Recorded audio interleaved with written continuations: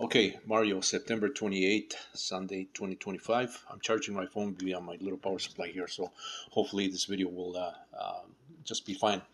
Uh, the Bumblebee, my Bumblebee helicopter, as it stands, it needs a motor here. And since I brought this back and I been working on this on and off, I decided to just go direct drive with a motor. Now, you cannot find just any motor that you can just pop in here and it'll work, with this particular size helicopter. I could buy one of those motors that are employed on similar size helicopters, more modern helicopters, but that would be cheating.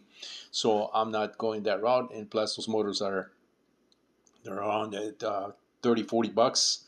I can build my own, just using an old motor that's defunct, rewind it, and get the proper kV, for the size rotor that I need, to power this Bumblebee. So that's what I've been doing here, and all these schematics and figures and numbers on my sketch pads are about. As you can see here, I have the just the typical winding, the way I rewound this motor here. This was a 2204 2300 kV motor. You typically use, with 5-inch propellers for quadcopters. Two of these burned, so I decided to rewind this. I have one here, and I just rewound another one last night, and sitting right there.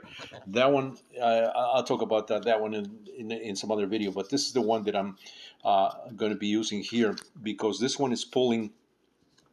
It's pulling. Well,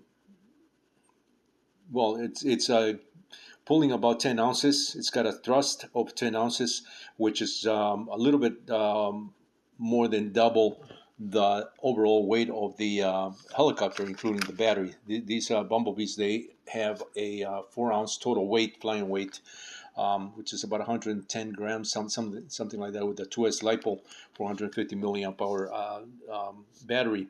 And so this one right here, this motor with the rewind that I did, 8-turn rewind, with a 26 American wire gauge wire, is pulling these figures here: 100 watts, 7.2 volts, somewhere around there, 13 amps.